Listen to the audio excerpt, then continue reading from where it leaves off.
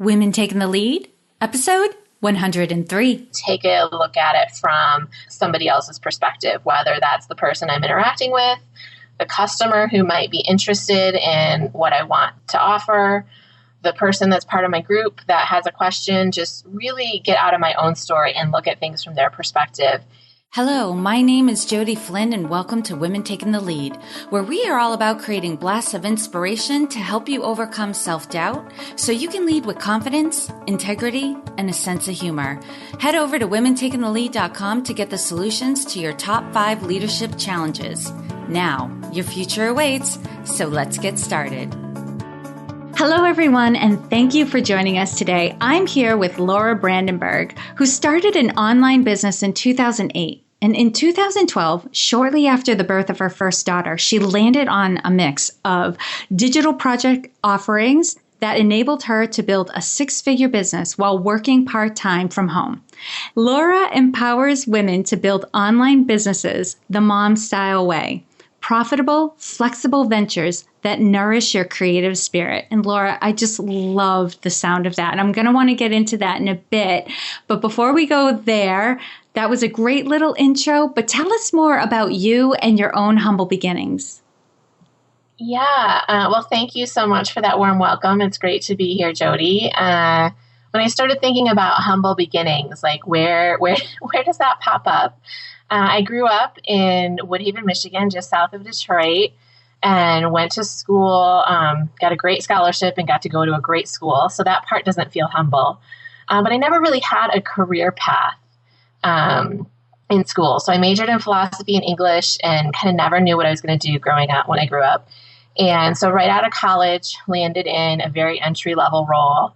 And I just kind of remember going from like this intellectual effort around analyzing great texts and writing complicated papers to editing encyclopedia content and proofing content and doing a lot of logistical administrative work around getting books published. I think there's a lot of like appeal, especially for an English major, of working in the publishing industry. But the reality was I was in this job that I wasn't making a great salary. It was very entry level, low 20,000s, and really just did not like going to work every day.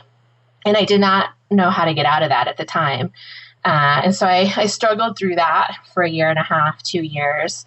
And I got my first break to move into a technology job and jumped into that. And that's really the first piece of where I'm at today, because that led to another promotion in business analysis, which is what I formed my virtual training around, was actually helping people get started in business analysis job roles. But the other humble piece of that is even as I got promoted through those different avenues, I was always still like not making the money that everybody else was in my department.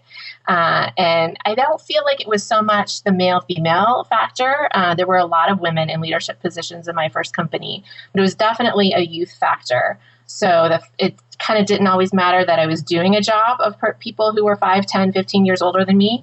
I was kind of being paid more at my age level. And so there was a certain naivety I think I had around that and kind of how to ask for raises. And I was getting promoted and taking on more responsibility, but wasn't necessarily being compensated for that. It's part of my humble beginning of my career story, I think. Wow. And I keep hearing this, not a lot current, but people have, in their luggage, so to speak, stories from when they were first starting their career or at some point in their career where they weren't being paid based on the value that they provided, but they were being paid based on their life circumstances, or it appeared that way. Mm-hmm. And how much that is changing now, where companies are really thinking through, like, what is the value this employee brings? Mm-hmm. That's how we should compensate them. I feel like that is changing. Would you agree? Well, I feel like I've been out of the corporate world for so long that I don't have great visibility into that. I would love to hear that it's changing. Yeah. Definitely feel that in the business world too, because when I started my business, when I was hearing, and getting more information and learning myself on how to price my offerings, my services, my products, it was all based on what value are you bringing? Right. And that mentality definitely changed for me. Yes, yes. And definitely in helping women with their businesses, I see a lot of younger women like doing things that I didn't think were possible. Women in their young 20s creating six-figure businesses, which is super exciting too. So I think breaking through that barrier in that way is something that is part of my life experience now. Oh, that's so great. And Laura, so you've had success in your life. You've really set up a lifestyle that works for you, your family, and your business. And I can hear in your voice, you've definitely gained some confidence. But take us back to a time when you were playing small and you may not have been aware of it at the time. Share with us that story and the lessons you've learned. Yeah.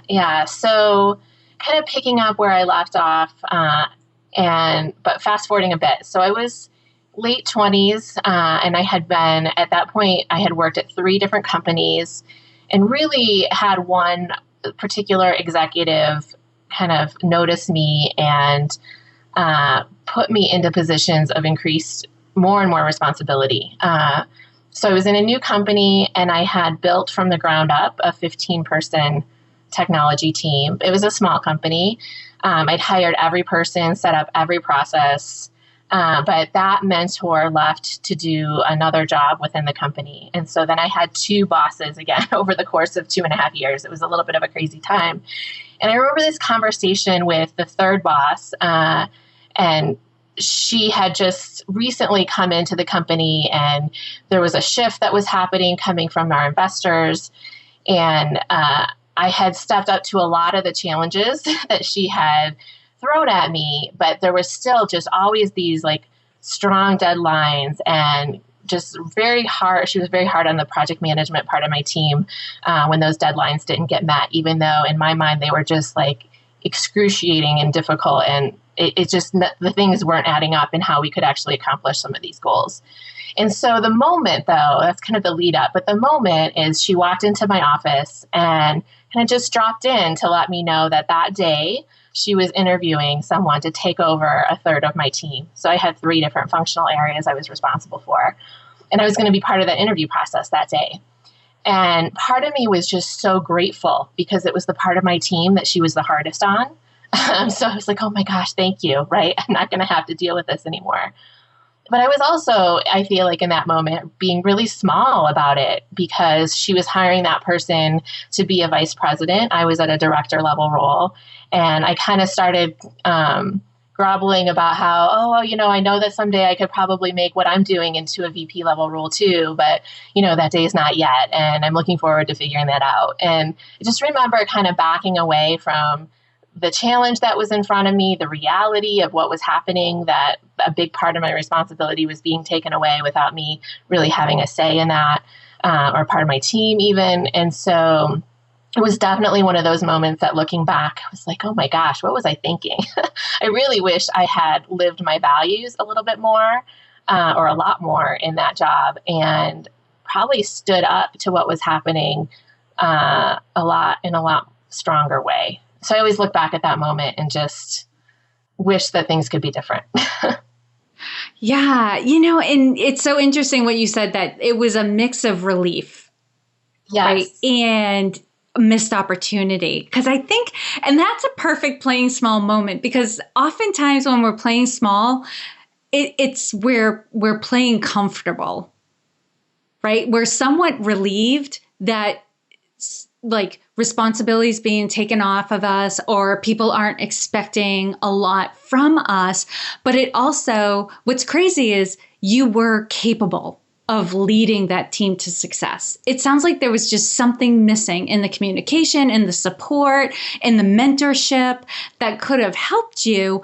But look at what you're doing today. You were more than capable of doing that. But it was like the easy road to say, okay, yeah, this is a lot. So yeah, some of it can be taken off of my plate. Right. And the other piece of that is a few months later, I left that job altogether. So it kind of got to the point where I felt like I was changing myself to fit into the culture instead of living my values, like I was saying before. And so I realized like, I just have to get out. And that was the last time I worked in the corporate world.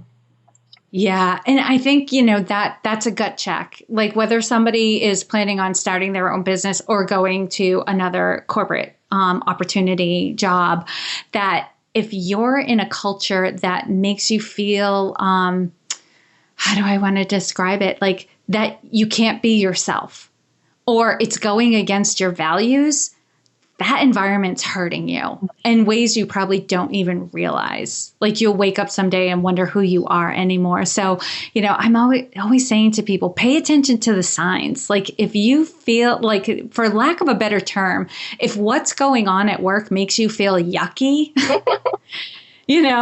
and there isn't an opportunity for you to be able to impact the culture and make a change to the culture. Because I believe that there's something to be said for making changes from within. And I know stories, I've been a part of it, where the people working there were able to change the culture. And those stories are tremendous. But there's not always that opportunity. And if that opportunity isn't there, the best thing you can do is find a company with a culture that you can fit into, or it may be time for you to start your own business.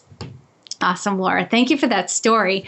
Now, little pivot. Share with us a time in your journey when you had a wake-up call, an aha moment, or a light bulb go off. Take us back to that moment and share with us the steps you took that led to your success. Yeah. So this is fast forwarding a few years now. I left that corporate job, took the summer off, tried to, figure out what was happening, started my own business.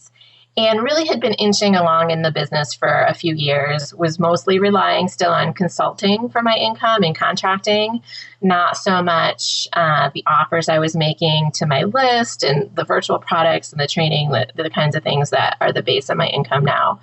And so I was in this moment of starting to put some courses out there and starting to have some of the pieces fit together. This was right after my first daughter was born. And still, everything wasn't really quite working. And that's the point in my career when I hired a coach. And so there's a super vivid memory of the wake-up call of our first meeting together when I laid out for him the offer that I had made, which was a $197 offer, and I made it to 10 people. And he's like, well, what's your revenue goal? And I was like, well, I'd really love to be making like $10,000 a month. That would just be awesome. And he's like, so you just made an offer to 10 people for $197, which means that the most that you can make if that offer succeeds is $2,000. So your plan does not hit your goal. And I was like, oh yeah, but I'm growing for the long term, but this is just a start. I had but like all over, I had 20 ways to defend why that I had made that decision, but it was totally the wake up call of, oh, if I want to receive this much money, or if I want to be doing this kind of business in this way, I at least need to have a plan of how does this all add up? And how could I actually make an offer where either it's more people or a higher price point or something, some mix of that adds up to receive the financial goal that I had set. That was a huge wake-up call for me and really transformed how I went about choosing which offers to make, putting pieces and parts into my business, and setting financial goals from that point going forward. And that's a huge lesson learned. And anyone can take something away from this, because it doesn't have to do with monthly revenue. It could be any goal that we create. When we don't think about what are we going to have to do in order to achieve that goal, I think a lot of us like to stay in the vague area of, as long as I'm moving in the direction of my goal, I'll hit my goal. But that's not always true. Right. You have to be strategic and know that you're taking on actions that will logically lead you right to that goal in the time frame that you want to hit it. Right. Exactly. And so it's a process I still do today. And it's a great point about bringing it back to other things as well, because if I feel like that's the point at which it all crystallizes, because if you have a specific thing that you're looking for, and now what are the steps? What are the actions that you have to take to do that? And you can see how those connect together. It gets you down that path towards achieving that already, because you can kind of see how it's all going to come together and how it's all going to happen. Yeah. And it doesn't have to be, this just kind of popped into my head and goes in with like your style of business and setting up business and what you help other people do is it doesn't mean that you sign yourself up for a lot of hard work either. You can be very strategic to make sure that the products and services that you're offering have a lot of value and you can sell them at a higher price point too. Right. Exactly. Awesome. All right, Laura. Well, I'm pivoting now to the leadership style because we all have different leadership styles. I mean, there are fundamentals of leadership that are important no matter what your style it is, like relationship building and listening to people. But there are nuances to leadership. And I think sometimes we make the mistake of looking at somebody who's in leadership and thinking, oh, if I want to be a leader, I have to act just like them. And that's not always true. They're playing to their strong suit. And so we want to play to our own strong suit. So Laura, how would you describe your leadership style? Yeah, I feel like I lead mostly by example. And that shows up in a lot of the work that I'm doing right now. The work to grow my current business and the work that I did to grow my first business, but just really showing up, writing and sharing authentically. So when I started writing for business analysts 7-8 years ago, most people were out there publishing like white papers and best practice documents and 2,000 word articles on exactly how to do a specific technique in our industry. And I would go out and write like a 600 to 700 word blog post about how I handled it when a developer cut me down in a meeting or a time that I totally missed a requirement and how I recovered from that. And so I was sharing like real experiences, real ways that mistakes were cropping up in my work, that challenges were cropping up in my work and putting those stories out there. And I know that's become kind of a thing now. It was not a thing in my industry at the time. Like I said, it was very much like very formal documentation, very formal content that was out there. And I would just have people come up to me and be like, oh my gosh, I feel like I know you. I feel like somebody understands where I'm at and how hard this really is. I've never had someone like make that connection with me before. It seems like I'm always just the one doing something wrong. And so I feel like that really helped me establish myself as an expert, even though it wasn't about me and my expertise. It was more about the stories and the learnings and the challenges. And it's really the same process I'm working on going through right now is kind of going back through the arc of my business and saying, what were the parts where I wasn't doing what I am today? What are the challenges I had to go through? What did I have to learn? What mistakes did I make? And sharing those pieces really in the service of helping other people so that they can that they are inspired to go along in their journey as well. And that is the word that comes to mind is you were very transparent about what was going on for you, which was making it easier for people to connect with you because they could like put themselves in your shoes because you were telling stories as opposed to just regurgitating information. Right. And especially if, you're a mentor or a teacher, showing other people how to do things, you definitely have to walk the talk and show that you're still going through stuff because people want to trust you. So they have to see that you're living by what you say and what you preach. So what a great opportunity for you. I would imagine that it was a little scary the first couple of blog posts you put out there, knowing that it was so different from the industry standard. I think I was a little naive, so I didn't really realize that. I just started writing things that had been in my back of my head forever and putting it out there. It got scary when I actually saw people clicking on links and started like receiving emails and comments and things. And and then I had somebody point out to me what I was doing because this was not like a tactical move for sure. It was just the way I was like, I just want to write about this and I want to blog about this. Like Jerry Maguire. Yeah. And somebody's like, that this is actually helping me trust that you know what you're doing because you're actually showing that you made some mistakes along the way and how you corrected them. And I'm like, I never really put it all together that way. So it wasn't, I don't remember being scared about that part, maybe a little naive, but not scared. Yeah. Well, I say I started my business very ignorantly and it was a blessing. I was, that there is something to be said for that expression, blissfully ignorant. Yes. And I was blissfully ignorant, and I'm grateful for it, because when you're going into something in that state of mind, you just handle one thing after another as it comes.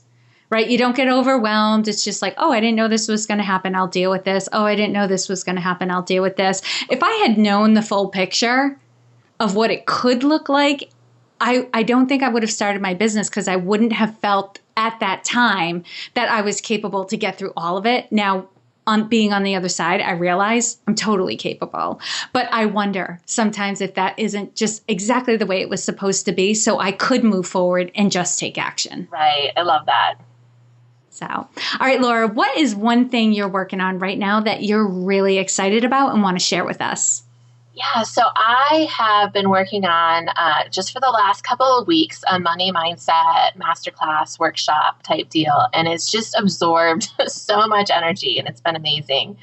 And I realized that while I've been out talking about like passive income and digital products and marketing systems and kind of all the guts and the pieces and functional parts that make the business that I have very flexible and very profitable, that the biggest changes I've had to make were more around the money, around spending more money than I've ever spent in my life, around making more offers, receiving more money than I ever had in my life, managing how that money is going to flow so that it's not a stress.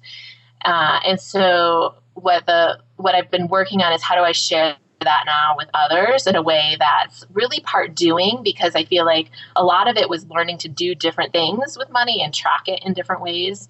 But that's where really the mindset shift came, was like, oh, now I don't have to worry day to day about exactly what's happening in my money because I set it all up to have, for the next 30 days. And so then I was free of that concern and could use that energy towards something else. So I know it can be kind of a taboo topic, and that's part of the reason I think why I'm so excited about like actually just talking about it and being real about it and sharing my struggles around it, as well as some of the tools that have really worked for me in terms of up-leveling my money mindset in my business. Yeah, money is a taboo topic, but one thing I've noticed is people who are comfortable talking about it have more money. Than most of the people. Not be in, it's like, which came first, the chicken or the egg? I think they got comfortable talking about money before the money came. Interesting. That they suddenly had power around it. They were able to look it straight on, right? And get into the reality of what their money situation was. And because they're comfortable talking about it, they also don't have a problem with sales, negotiations, calling and asking, simple things like calling and asking to have a fee taken off your bill. When people aren't comfortable with money, they get very uncomfortable asking for deals, right. And things of that nature, or asking for the sale. So what I've found is people who are comfortable talking about money just tend to draw more money to them. Yeah. And I feel like that's part of the culture of what I want to create in the class too, is let's do that together, right? Even if that's the first time, we're going to just talk about it and create a conversation around it. Very exciting. So we'll have to get all that information of how to connect with you, so that those who are listening who like that, when you describe that course, we're like, I need that, can find you easily. But before we do that, we're going to head into a quick leadership roundup. So tell us, what is one practice, Laura, that you have that helps to make you a better leader?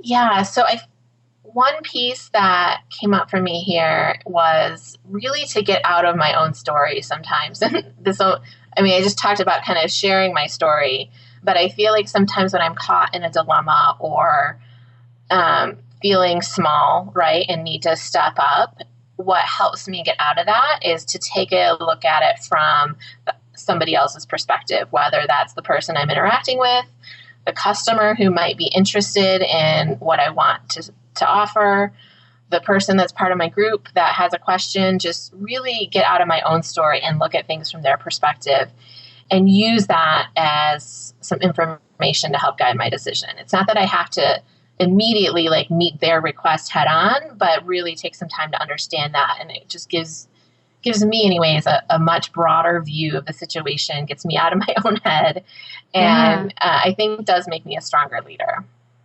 Absolutely. To be able to look at a situation holistically and not just from your own shoes gives you a lot of valuable information to move forward. So that is a great practice. And Laura, what is one book that you would recommend to a woman to help her develop her leadership?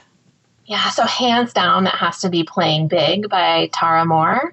I discovered her book the spring of last year, and those tools are really all about embracing your inner wisdom, deciding what playing big really means to you, and just figuring out how to work through the different voices in your head and the fears that pop up. So I cannot recommend that book enough.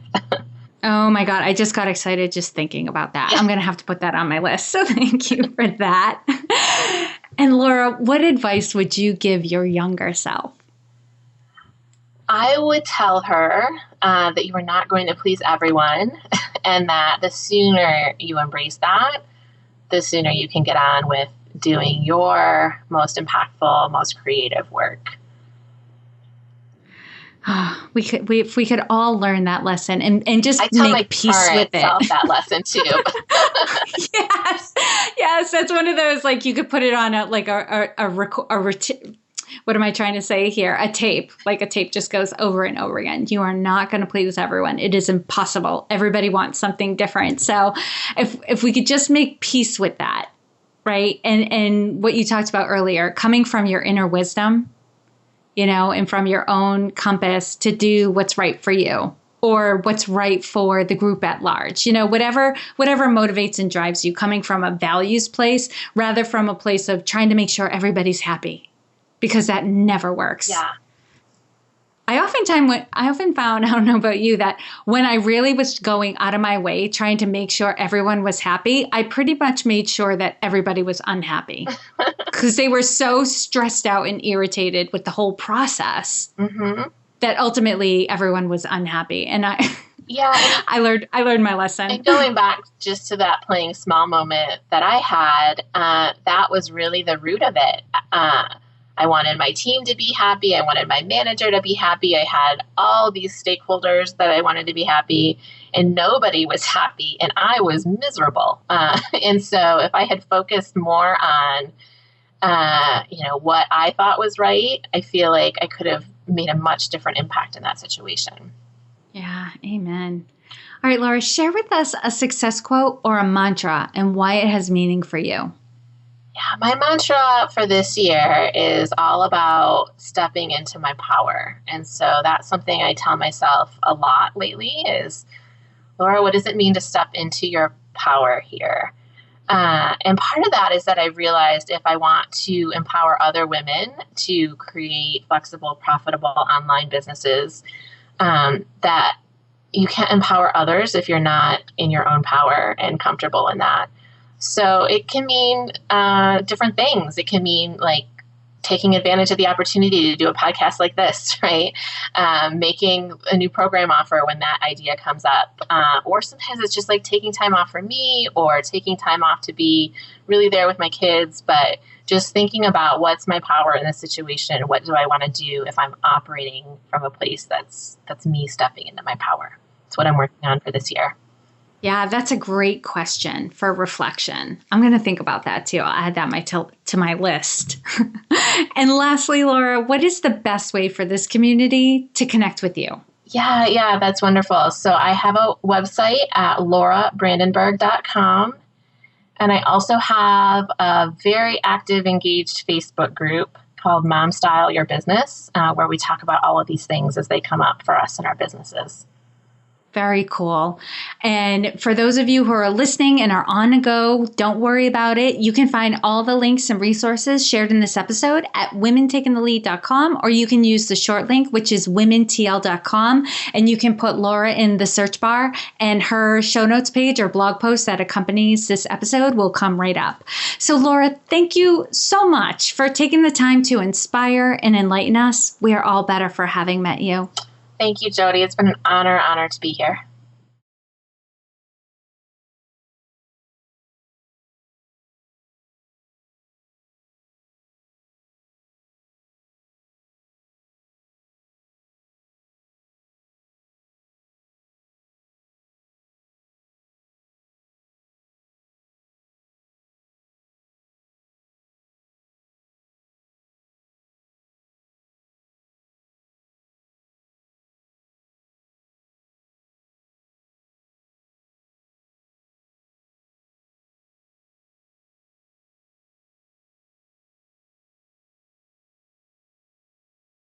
Thank you for joining me on Women Taking the Lead.